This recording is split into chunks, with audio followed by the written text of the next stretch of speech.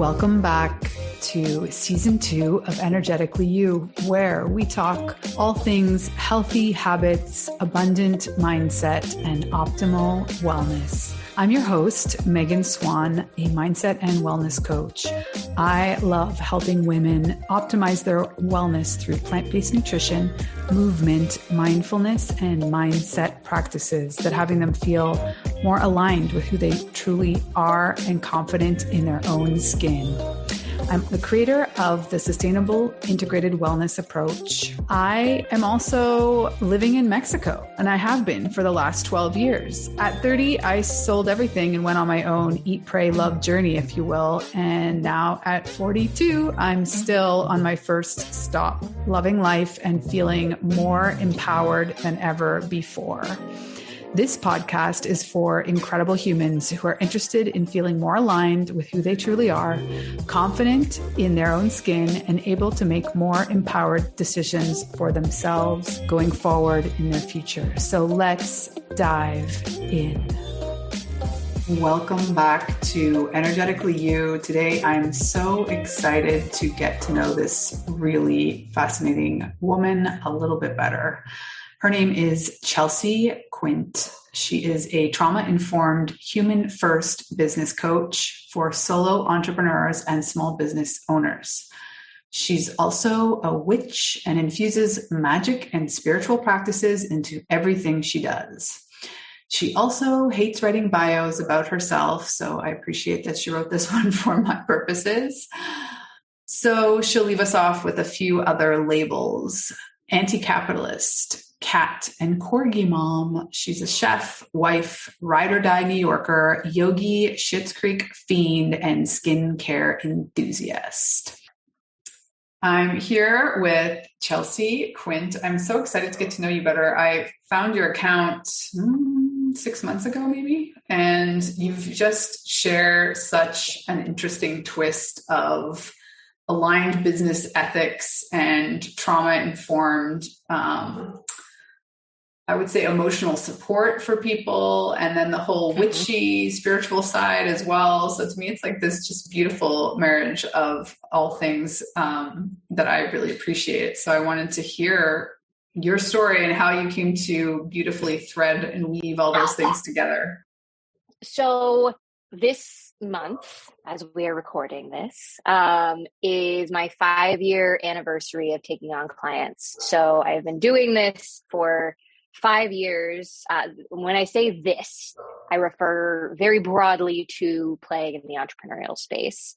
My business has had many different iterations. I've offered a wide variety of services from from breathwork services to EFT and kind of healing spaces to spiritual development spaces to health coaching. We actually are alumna of the same, both IIN graduates. So I started out health coaching, which is really the origin point of how I got to where I am today, because when I was starting out health coaching, like so many of us who start these businesses, right? I first came with this dream, this excitement, this enthusiasm of, oh my God, I could like work from my house and see my therapist in the middle of the day when I need to and have the flexibility. And this is like financially viable. I could actually help people and make money and live the way I want. Like it was this mind blowing. How could this be possible? How could this be real? Why is everyone not doing this moment? And then I started trying to get clients and build an audience and figure out how on earth I actually make this dream I have that I see other people living, that I see is possible. How do I do it? And so I set out, again, as I think so many of us do, to answer those questions. And I found a lot of folks who said, like, kind of spoke the spiritual language, kind of talked about being of service, kind of like seemed to be in alignment with a lot of my values. But when it came to the business practices they were using, It felt a lot like they were using spiritual jargon, like it is of what I'm doing is of service. Therefore, it's of service to be manipulative. It's of service to use fake scarcity to drive people to take action. It's of service to charge a ton of money just because I can, because then people are more invested. And so I started seeing all of these these practices that felt so gross in my body. But they were paired with this idea of like, but we're doing it for service, but we're doing it spiritually, but we're doing it in alignment, all of the language. And I just had so much cognitive dissonance over, I want to have what these people have. They're telling me they're doing it in a way that's good. When I try to do the things they're telling me, it feels terrible in my body. What the heck is going on? Like totally tied myself in knots. My brain was just so confused about whether what I was feeling was right or if I was just in a mindset block, if I was just inside of a limiting belief. And so that was kind of honestly like the first 3 years of my business. I did not succeed immediately. I made less than $30,000 a year the first 3 years of my business, each year. And I was really struggling to kind of try to figure out, how do I find success? How do I pay my bills? Not even like chasing a 10K. Like I was like, how do I pay my bills and stop having to like work these other jobs and do these other things to make ends meet? And I'd love to say like one day I had this intuitive awakening and I discovered blah. That's not really what happened. I entered a sales. That's not really it. I entered a sales training program that was kind of the same as everything else. The same as everything else I had done. It was better at teaching sales. It was better at teaching sales than everything else I'd done. But it was the same kind of women's empowerment, spiritual, like all of the things. But at the surface, it was pressure-based, fear tactics, manipulative marketing 101. And I did some of it. And it worked. And I was raking in the kinds of money that a lot of people make in it as a salary. And even at my worst, I was never like, the harm that I did was mostly inside of like using income claims and how much money I was making as a tactic to get people to hire me. Sometimes pain points. There were, the things that I was doing were less terrible than some, but ultimately they were less terrible than some, but ultimately I was doing things the way that I'd been taught because it worked. And beyond that, because I had looked for a different way and I couldn't find it. I couldn't find people having these conversations about how to effectively run an enrollment period, a launch, without digging into pain points and manipulating people and blah, blah, blah. So that's kind of one side of it, is I came to this moment of like, okay, this stuff works and it feels terrible in my body. Like every time I would go to write a post about how much money I was making as an attempt to get people to hire me,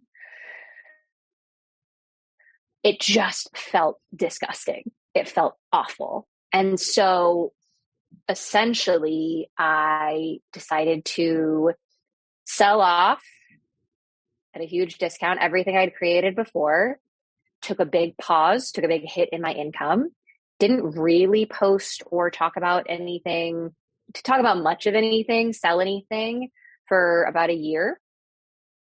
And I had kind of recurring clients and people who knew me behind the scenes. Like the work I did with my clients was always rooted in this work.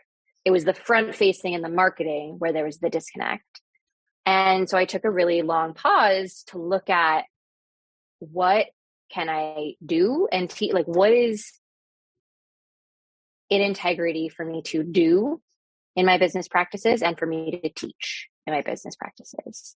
And to do that, I had to kind of go back and do an audit of what has worked in the last 5 years, what hasn't worked, really tuning into my body's awareness of what feels good, doesn't feel good, feels in integrity, doesn't feel in integrity, and have between that mixed with a lot of study of capitalism and the entire ecosystem, economic system that we're operating inside of, as well as I have a background in marketing. So pulling out all of that, understanding the psychology of why we buy things and consumerism, I kind of nerd out on all of those things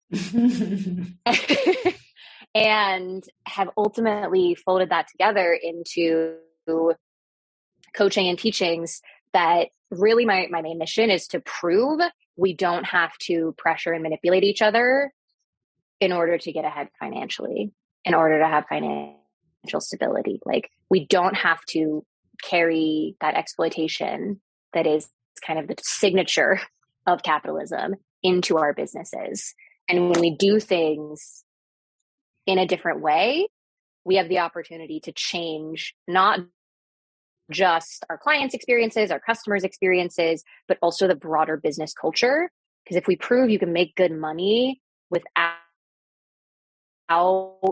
grossness, then that opens up a lot of really exciting doors about like, okay, what then is possible? How can we actually shift the culture more broadly in the way business is done in the industry of marketing? Long-winded answer, and probably some loose threads in there, but I love everything you just said. I definitely resonate with, chapter 1, the first 3 years. That was my chapter 1 was 2020. And I, went back and forth with various coaches and those that focused more on the masculine versus the feminine. But there was always everything you just mentioned in terms of tactics and launching and kind of this like boom bust cycle of the business. And as much as I tried, I had to find, it wasn't until I found someone that said, no, there is another way. Mm-hmm.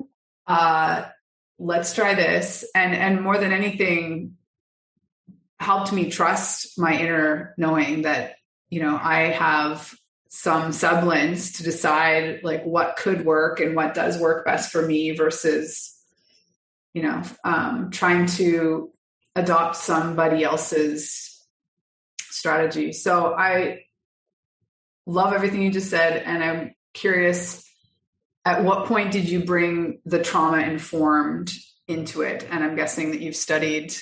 I have only done like a very short trauma-informed yoga seminar once upon a time, which completely, a 3-hour workshop that completely transformed the dialogue that I used in my yoga teaching, which I don't honestly do that much anymore. But just sometimes we just are not, well, in marketing, arguably tries to be traumatic. 100%. I think there's no argument to it. It does. Period. Marketing. One of my favorite examples is at the very beginning of Mad Men. Have you ever watched Mad Men?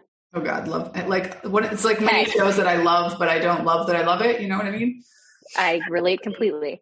So at the very beginning, this is something I kind of rewatch periodically to light my fire of like, this is what we're trying to change.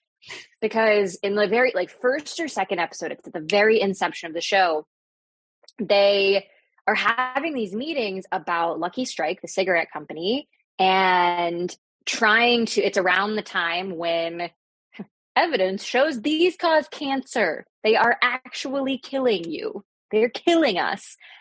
And it's an inside look at these rooms of white men trying to figure out, how do we convince people to buy them when we know they will kill them? Those are the roots of marketing practice. That's why we need a space that is trauma informed. That's why we need to question everything, because the roots come from rooms that were trying to sell us things that they knew would kill us. Like, so I remind myself of that periodically. And if ever anyone has had this feeling of like, marketing and selling and advertising feels so gross to me, yeah, the roots of the practice, which is something I like, also a yoga teacher, looking at the roots of what we're engaging in, I think is so important, because it gives us, one, it's important to honor where it comes from. And two, it gives us a sense of like what energy is in this lineage. And the energy inside the lineage of marketing is pretty terrible. So that did not answer your question, but as an aside, the trauma-informed piece, I came to my first understanding or first intro to the term trauma-informed was also in a yogic context. And it really resonated with me because I, as a survivor, have felt so triggered in a lot of yoga rooms. And so when I started my teacher training, in my application, one of the things that I noted I wanted to talk about, that I was interested in, was anatomy, yes, but also like nervous system and understanding what's happening for someone psychosomatically in the room. And so my curiosity in understanding our stress and trauma responses, our biology, is really, I mean, honestly, it started purely selfishly because I was essentially on a quest to figure out, how do I function and survive in a world that is so often triggering, activating for me. Yeah. Like when something that is like fine for me these days, but at a time wasn't, if I get an email these days, like it's from a client that feels, if there's like friction with a client, which happens sometimes, right? Like if there's friction with the client, or it used to be if my boss sent me an email, I like couldn't open it. I couldn't open the email, right? And so a lot of this study started long before I was an entrepreneur, other than teaching yoga classes, but like I wasn't really doing much to build. Yeah, I was leveraging the studio's presence. I started studying things around like, how do I do the basic human things of like respond to emails in a timely fashion, not totally shut down when my boss says, I want to talk to you, not freak out when the person I'm dating is like, we need to talk. Like it started in those sorts of like, how do I navigate day-to-day realities better? And then when I was around the time that I joined that fairly toxic sales program,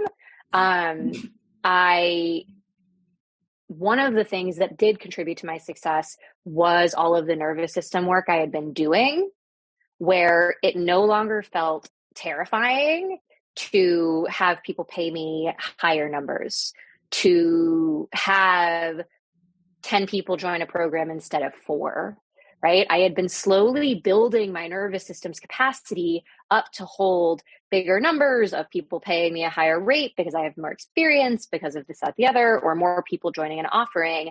And that, seeing that moment sort of like, because I saw that year, I started seeing my numbers in revenue, in all of my numbers start kind of pretty steadily ticking up. And I just got very curious about like, okay, what actually is creating the shift? One part was I started talking about money. We live in a capitalist world where that does often create movement.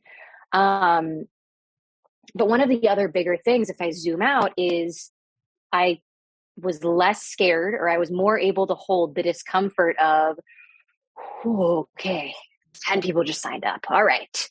Or, okay, 20 people are going to be in this class that I'm giving a talk to, or someone wants to pay me $5,000 for this coaching program to help them develop their business. Like I had been playing with bigger numbers, so I was able to not shut down in the face of them. I was able to continue talking about them during my enrollment period.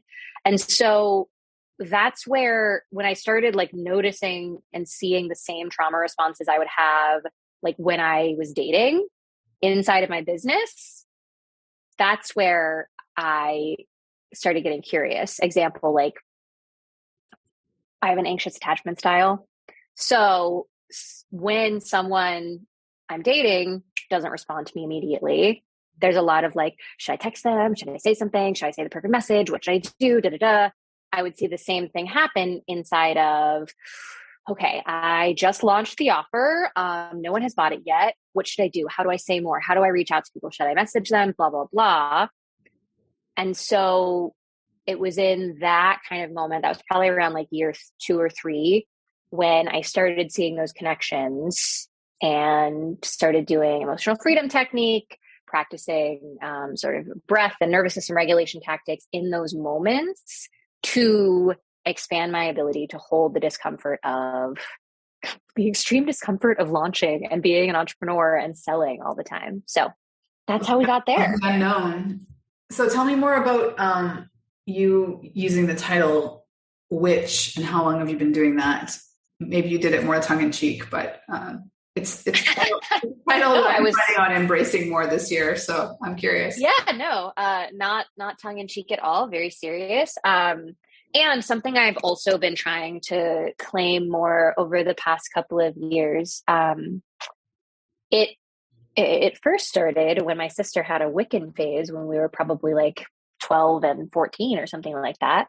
But it's something that I first really came to. I didn't use the word witch, but I first came to my witchy practices when I started my yoga teacher training. Because I started training, I wanted to be a teacher. I wanted to teach asana. But I started it also because I had found magic inside of yoga spaces that I couldn't describe. And then when I found the philosophy sections and the Yoga Sutras and the Bhagavad Gita and understanding the so many of the richer aspects of yoga, I love asana, and the other limbs are just lovely. That I started to understand the power of ritual. And in my mind, rituals are spells, right? And I mean, writing something is a spell, an Instagram post can be a spell, an email can be a spell. And I think that especially, I fancy myself a bit of a recovering perfectionist and attempting recovering workaholic. Like, I still work too much, and it's hard when you love what you do. But because of all of the conceptions we're all kind of raised with about what work is and business and being professional, I've found that it can be hard not to like forget how to be human. And a lot of my clients experience this, where it's like when they're talking to me, can explain what they do and know how important it is and feel so excited about it and be so lit up. Then they try to write about it for an Instagram post, or they try to write up a bio or a pitch to do a podcast or whatever it may be. And it feels like they're trying and it's contrived and it's, they lose the magic to it. They lose the human to it. And so for me, I mean, witchiness comes in throughout my life. But one of the spaces where I really started committing to it was inside of the way I relate to my work. Because when showing up to a session or a podcast interview or writing an Instagram post, whatever, things that are like normal kind of businessy things, when I look at it as, what spell do I want to cast? What is the ritual here? It creates this, there's this term, this term that's actually used in like studying cults. So that's an aside, but this term of ritual time, this is cults and religion, not just cults, but this idea of ritual time, which is where using various practices, smells, actions, words, incantations, we create this different space, right? It's the space of, there's ritual time in a yoga class. We all take off our shoes. We're in different clothes. Maybe there's incense burning. The music is different. The lights are much more dim than you would normally be in a room full of strangers, right? Like it's this ritual moment where our consciousness is in a different place. We get to think differently, be a little different. And so to me, that's a lot of what being a witch is about creating these sacred, special pockets of ritual time based on whatever area of your life you're playing in. So sometimes ritual time is in the self-care space around a bath or around, I feel like such a cliche being like my hot water with lemon in the morning, but like, it's true. I do drink hot water with lemon in the morning. And like, I speak words into it of like what I want for the day. I speak words into it around what I want from that water and asking for it to nourish me. And those moments just create a lot more intention, a lot more richness, and I think a lot more nourishment in the simple moments of my day, as well as in what I'm creating for the world. Does that make sense? Yeah, totally. So what are some other, maybe, do you do any rituals around the moon or like more monthly rituals opposed to daily?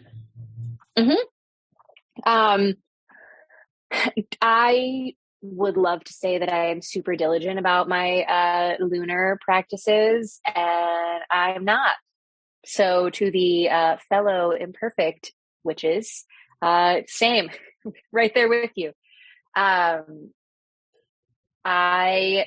honestly more intentional with my cycle, which often is synced up to the moon, but not exactly. So it's a lot more around like when I'm getting ready to bleed and bleeding, like slowing down, reflecting on the month prior and around what worked. Really, it's very simple. Like what worked, what didn't, what nourished me, what depleted me, and then how do I take that information and move forward? So really, really, really simple.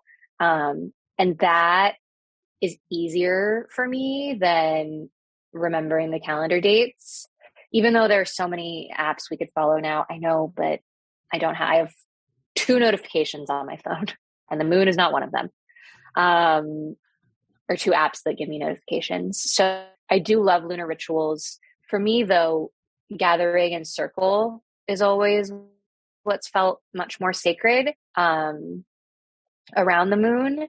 And I don't have that circle where I live. I had a circle in, before I moved a few years ago, but I haven't found that circle, and now we're in pandemic times and it is harder than normal to gather in groups. And virtual is just not the same to me for that kind of experience. But yeah, I agree. It's not quite the same, but I feel like by the end of the year, we'll be gathering like we I hope so.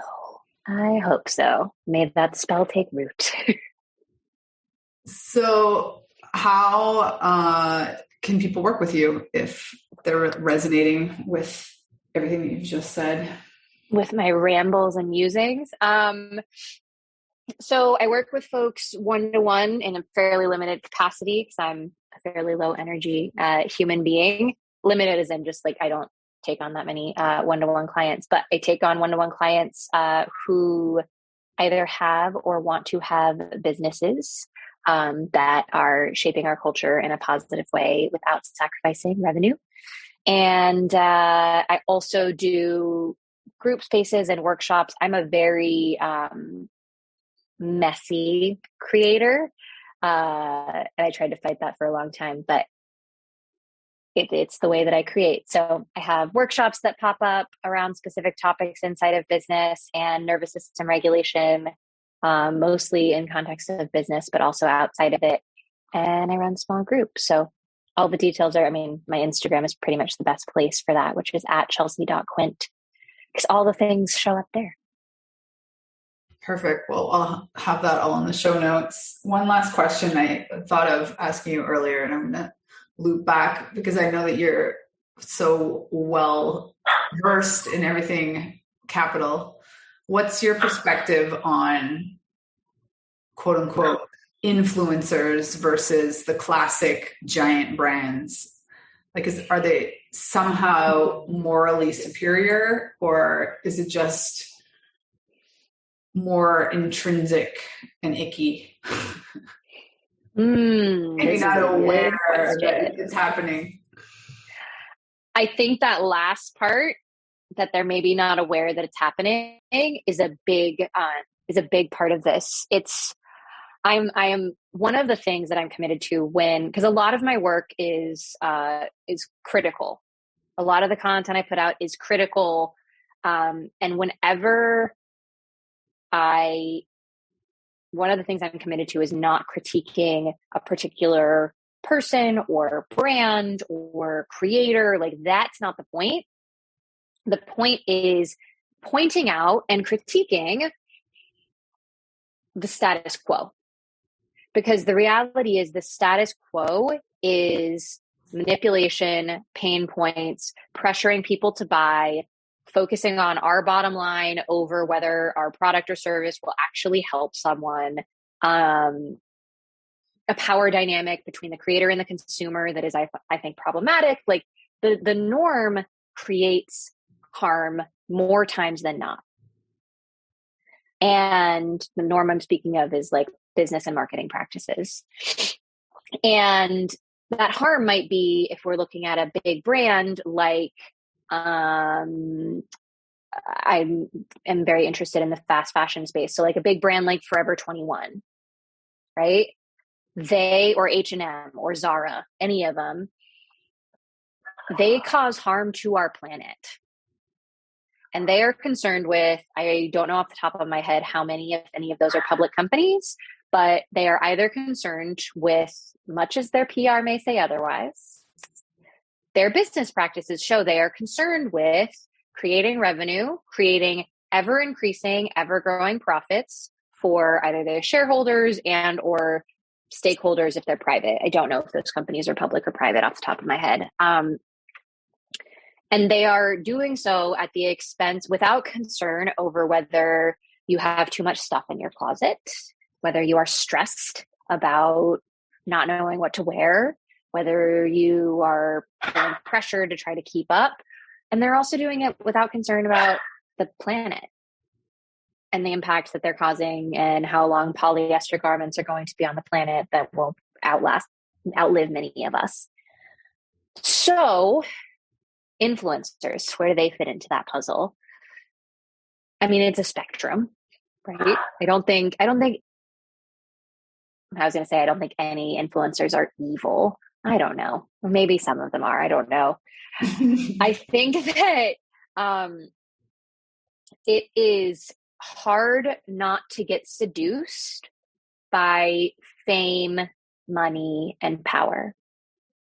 There's a lot of messaging from what I refer to as like the boss babe space and the bro marketing space, but there's a lot of language in those spaces about how we need more power, we need more money in the hands of good-hearted women, because when more women have the money, they do better things with it. And there is data to show that there's a truth to that.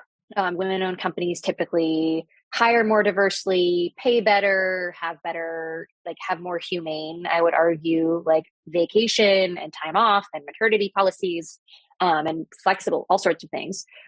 And there is extensive data that shows that at a certain point, more money does lead to less generosity.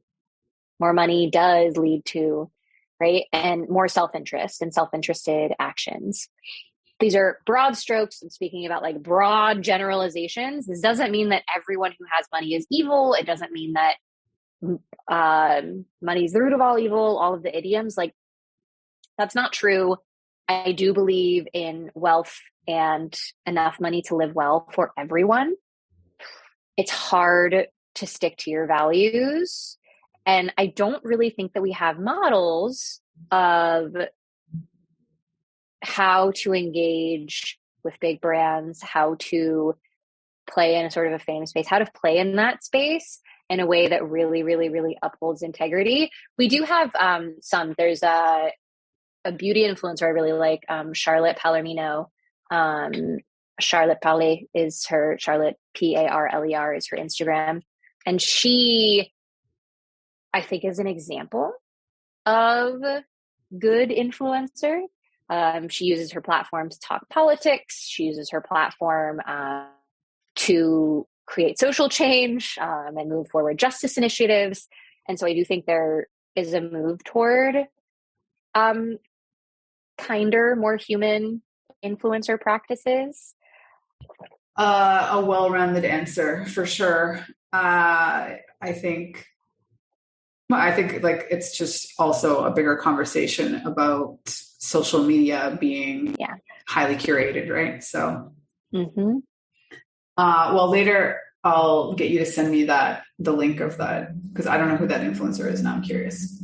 But I agree that there are some that are, very clearly much more committed to being critical. And to your point, pretty much no one is doing all of the background research to follow up. And so ultimately we go a lot by our instincts. And I seem to think that those of us who are doing practices to hone our instincts and our intuition might be in a better place moving forward, because there's only going to be more smoke and mirrors, and it's going to be faster and more and more overwhelming. So, yeah.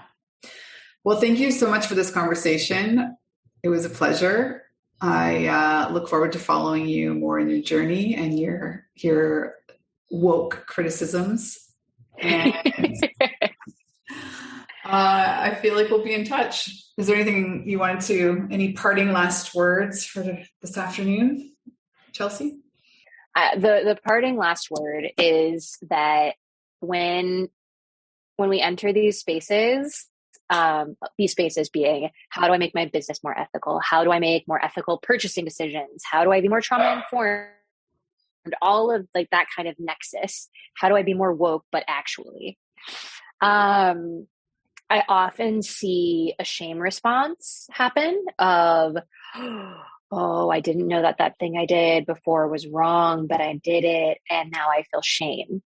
And within that, there's often this then paralyzing response of, now I can't move forward in my business or with what to buy or with who to hire, because I'm so scared of doing it wrong, of causing harm, of making the wrong choice. And so ultimately, the thing I want to close with is, none of us are doing this perfectly. Honestly, kind of none of us really know what we're doing at this front edge of figuring out how to do business and consuming and social media differently. If you are brave enough, aware enough, awake enough to be exploring here, you are leading in some way. Whether you have a public platform or not, you are leading. There's not a rule book here. It doesn't exist yet. And so when we are leading and pioneering things, we're going to make mistakes. Part of that process is going to be making mistakes, learning something new, owning that we made a mistake, having the nervous system and trauma support to be able to regulate around like, I screwed up. Okay. How do I make any reparations, any repairs, and how do I move forward? The point isn't perfection. It's getting curious, learning, and continuing to try to move forward in a way that is more positive, more regenerative, and less harmful in the way you walk. It's really like the yogic path, like minimize harm, maximize impact. I'm taking some liberties there, but being gentle. It's a big conversation, and I love how you wrapped it up. So thank you so much for your time and your wisdom, and we'll be in touch. Thank you so much for listening to Energetically You. I hope that this episode has helped you to tune into your natural energy sources so that you feel more energized and focused throughout your day. If you enjoyed the episode, please take a second to rate and review. Each review helps us to help more ambitious women just like you accomplish their goals. Don't forget to take a screenshot, share it on social or in your Instagram stories, and tag me at Megan Swan Wellness. See you soon.